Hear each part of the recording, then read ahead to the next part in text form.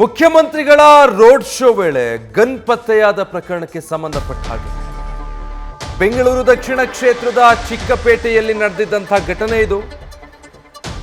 ಸೊಂಟದಲ್ಲಿ gun ಇಟ್ಕೊಂಡು ಸಿಎಂಗೆ ಈ ರಿಯಾಜ್ ಎಂಬ ವ್ಯಕ್ತಿ ಹಾರ ಹಾಕಿದ್ರು.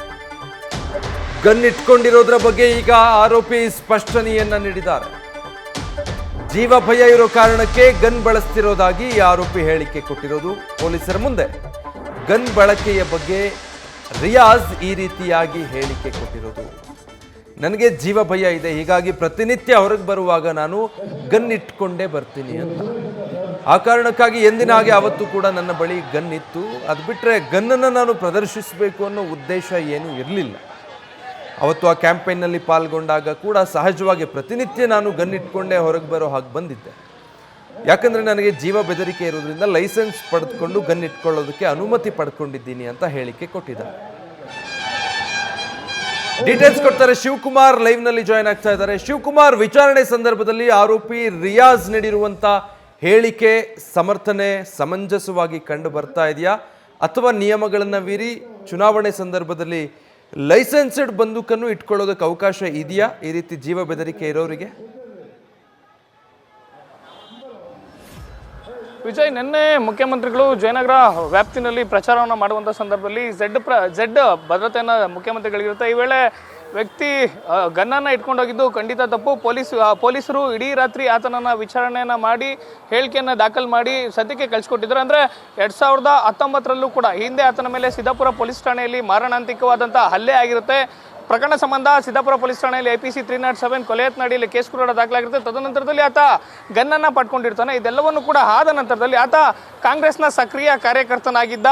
ನಿನ್ನೆ ಏನು ರ್ಯಾಲಿ ಆಗುತ್ತೆ ಅದರ ಉಸ್ತುವಾರಿಯನ್ನು ಕೂಡ ಮಾಡ್ಕೊಂಡಿದ್ದ. ಜೊತೆಗೆ ಸರ್ಕಾರದ ಗ್ಯಾರಂಟಿ ಯೋಜನೆಗಳನ್ನು ಫಲಾನುಭವಿಗಳಿಗೆ ತಲುಪಿಸುವಂಥ ಕೆಲಸವನ್ನು ಸಿದ್ದಾಪುರ ಜಯನಗರ ಈ ಭಾಗದಲ್ಲಿ ಮಾಡ್ಕೊಂಡಿದ್ದ. ಆತ ನಾವು ಕರೆದಂತಕ್ಕೆ ಆತ ಒಂದು ಪ್ರಚಾರದ ವಾಹನಕ್ಕೆ ಬರುವಂಥ ಕೆಲಸವನ್ನು ಮಾಡ್ದ ಅಂತೇಳಿ ಸ್ವತಃ ಮಾಜಿ ಶಾಸಕರಾದಂಥ RV ದೇವರಾಜ್ ಅವರು ಕೂಡ ಹೇಳಿರುವಂಥದ್ದು. ಖುದ್ದು ನಿನ್ನೆ ಪೊಲೀಸರ ವಿಚಾರಣೆ ವೇಳೆಯಲ್ಲೂ ಕೂಡ ಆತ 2019ರಲ್ಲಿ ನನ್ನ ಮೇಲೆ ಅಟ್ಯಾಕ್ ಆಗಿತ್ತು, ಲೈಸೆನ್ಸನ್ನು ಪಡ್ಕೊಂಡಿದ್ದೆ. ಜೊತೆಗೆ ಚುನಾವಣೆ ಅನೌನ್ಸ್ ಆದಂಥ ಸಂದರ್ಭದಲ್ಲಿ ಪೊಲೀಸ್ ಇಲಾಖೆಗೆ ಮತ್ತೊಮ್ಮೆ ಮನವಿಯನ್ನು ಮಾಡಿಕೊಂಡು ತನ್ನ ಬಳಿ ಇದ್ದಂಥ ಲೈಸೆನ್ಸನ್ನು ನಾನೇ ಮುಂದುವರಿಸಿದ್ದೆ ಅನ್ನೋ ಮಾತನ್ನು ಸದ್ಯ ಆತ ಹೇಳುವಂಥದ್ದು. ಆತನಿಗೆ ಲೈಸೆನ್ಸ್, ಈ ಗನ್ನನ್ನು ಇಟ್ಕೊಳ್ಳಿಕ್ಕೆ ಲೈಸೆನ್ಸ್ ಇದೆ, ಆದರೆ ಮುಖ್ಯಮಂತ್ರಿಗಳು ಜೊತೆಗೆ VVIPಗಳು ಬಂದಂಥ ಸಂದರ್ಭದಲ್ಲಿ ಅದನ್ನು ಕೊಂಡೊಯ್ಯುವಂತಿಲ್ಲ. ಆದರೆ ಈ ಬಗ್ಗೆ ಆತನಿಗೆ ಮಾಹಿತಿ ಇರಲಿಲ್ಲ ಅಂತೇಳಿ ಸದ್ಯ ಪೊಲೀಸರ ಮುಂದೆ ಆತ ಒಂದು ಸ್ಟೇಟ್ಮೆಂಟನ್ನು ಕೊಟ್ಟಿರುವಂಥದ್ದು. ನಿನ್ನೆ ಘಟನೆ ನಡೆದಂಥ ಸಂದರ್ಭದಲ್ಲಿ ಸ್ವತಃ ಮುಖ್ಯಮಂತ್ರಿಗಳು ಏನು ಪ್ರಚಾರದ ವಾಹನದಲ್ಲಿ ಇರ್ತಾರೆ, ಅವರ ಜೊತೆಯಲ್ಲಿ ಇದ್ದಂಥ ಚಿಕ್ಕಪೇಟೆ ಮಾಜಿ ಶಾಸಕರಾದಂಥ RV ದೇವರಾಜ್ ಅವರು ಇದ್ದಾರೆ. ಅವ್ರನ್ನ ಮಾತಾಡಿಸುವಂಥ ಪ್ರಯತ್ನವನ್ನು ಬರ್ತೀನಿ.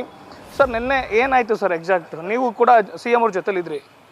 ಅಲ್ಲಿ ನಾವು CM ರ್ಯಾಲಿ, ನಾನು ರಾಮಲಿಂಗಾರೆಡ್ಡಿಯವರು, ಯುವರಾಜ್ ಅವರು ಕ್ಯಾಂಡಿಡೇಟು, ಸೌಮ್ಯರೆಡ್ಡಿಯವರು ಎಲ್ಲ ವ್ಯಾನಲ್ಲಿ ಬರ್ತಾಯಿದ್ವಿ. ರೋಡ್ ಶೋ ಇತ್ತು. ರೋಡ್ ಫುಲ್ ಅಲ್ಲಿದ್ದ ಮೂಲೆಯಿಂದ ಅವರು ಭಾಳ ಜನಪ್ರಿಯ ಮುಖ್ಯಮಂತ್ರಿ, ನಿಮ್ಗೆ ಗೊತ್ತಲ್ಲ. ಈ 5 ಪ್ರೋಗ್ರಾಮ್ ಕೊಟ್ಮೇಲಂತೂ ಅವರು ಅನ್ನದಾತ ಆಗ್ಬಿಟ್ಟಿದ್ದಾರೆ. ಅವ್ರು ಬರೋವಾಗ ಎಲ್ಲರೂ ಬಂದು ಹೂನಾರ ಹಾಕೋರು. ನಾವು ಮುಂದೆ ಇದ್ದಿದ್ದಲ್ಲ, ಆ ಹೂನಾರ ಈಸ್ಕೊಳ್ಳೋದು ಪಕ್ಕದಲ್ಲಿ ಹೇಳೋದು ಮಾಡ್ತಾಯಿದ್ವಿ. ಆಮೇಲೆ ರಿಯಾಜು ನನಗೆ ಸುಮಾರು ಒಂದು 15 ವರ್ಷದ ಪರಿಚಯ. ಅದ್ರ ಮುಂದೆ ಅವ್ರ ತಂದೆನೂ ಕಾಂಗ್ರೆಸ್ಸು, ಅವನು ಕಾಂಗ್ರೆಸ್ಸು. ಆದ್ದರಿಂದ ಅವನು ಬಂದಾಗ ನಾವು ಹೂನಾರ ಈಸ್ಕೊಂಡ್ವಿ. ಅವ್ನ ಮೇಲೆ ಬಂದು ಹೂನಾರ ಕೊಟ್ಟ ನಾವು ಇಸ್ಕೊಂಡ್ವಿ. ಸರ್, ರಿಯಾಜ್ ಅಂದರೆ ಯಾರು ಸರ್? ಅವ್ರು ಕಾಂಗ್ರೆಸ್ ಕಾರ್ಯಕರ್ತನ? ಅವರ ಎಷ್ಟು ವರ್ಷದಿಂದ ನಿಮಗೆ ಪರಿಚಯ? ಪೊಲೀಸ್ ವಿಚಾರಣೆಯಲ್ಲೂ ಕೂಡ ಅವ್ರು ಹೇಳಿರುವಂಥದ್ದು, ನನಗೆ RV ದೇವರಾಜ್ ಸಾಹೇಬ್ರು ಮೇಲ್ ಬಾ ಅಂತ ಕರೆದ್ರು, ಹಾಗಾಗಿ ನಾನು ಹಾರಾಕಕ್ಕೆ ಹೋದೆ ಅಂತೇಳಿ ಒಂದು ಸ್ಟೇಟ್ಮೆಂಟನ್ನು ಕೊಟ್ಟಿದ್ದಾರೆ. ಅಲ್ಲ, ಎಲ್ಲರಿಗೂ ನೋಡಿ, ನೀವೊಂದು ಗಾಡಿ ಹೋಗ್ತಾ ಇದ್ದಾಗ ಹೂನಾರ ತೊಗೊಂಡು ಹಾಕೋಕ್ಕಾಗುತ್ತಾ? ಎಲ್ಲರೂ ಬಂದರು ಮೇಲೆ. ಈ ಹುಡುಗನೂ ಮೇಲೆ ಬಂದ. ಆ ಮೇಲೆ ಇಟ್ಟು ನಿಂತ್ಕೊಂಡು ಹೂನಾರ ಇಸ್ಕೊಂಡು ಕಳಿಸಿದ್ರೆ ಗೌರವ ಅಂದ್ಬಿಟ್ಟು ಪಾಪ ಅವರಷ್ಟು ಖರ್ಚು ಬಿದ್ದು ಹೂನಾರ ಮಾಡ್ಕೊಂಡ್ಬಿಡ್ತಾರೆ. ನಾವು ಮೊದಲೇ ಅನೌನ್ಸ್ ಮಾಡಿದ್ವಿ ಯಾರು ಹೂನಾರ ಹಾಕ್ಬಾರ್ದು ಅಂತ. ಆ ಅಭಿಮಾನ ನಾವೇನು ತಡೆಯೋಕ್ಕಾಗುತ್ತಾ? ಸಿದ್ದರಾಮಯ್ಯ ಮೇಲಿರೋ ಅಭಿಮಾನ ನಾವು ತಡೆಯೋಕ್ಕಾಗಲ್ಲ.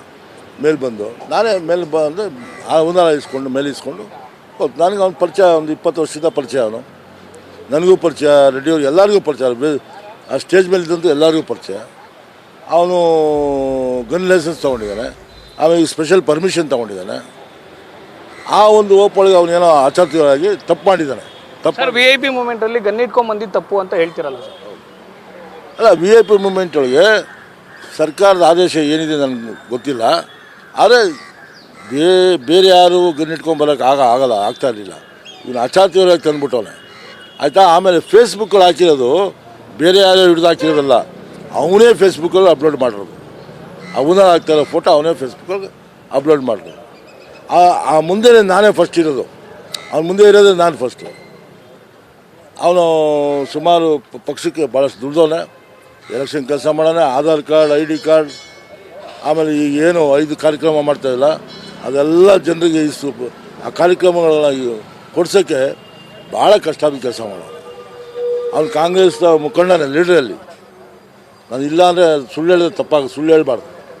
ಯಾರೋ ಗೊತ್ತಿಲ್ಲದವರು ಗನ್ ತಂದ್ಬಿಟ್ಟ ಅಂತ ಸ್ಟೇಟ್ಮೆಂಟ್ ಬರ್ತಾಯಿದೆ. ಖಂಡಿತ ಆ ಥರ ವ್ಯಕ್ತಿ ಅಲ್ಲ. ಅವನು ತಂದಿದ್ದು VIP ಮೂವ್ಮೆಂಟ್ ಇದ್ದಾಗ ಅದು ಅಟ್ಯಾಕ್ ಆಗಿತ್ತ ಸರ್ ರಿಯಾಜ್ ಮೇಲೆ? ಅಯ್ಯೋ, ರಿಯಾಜ್ ಅವನು ಬದುಕಿದ್ದೇ ದೊಡ್ಡ ಇದು.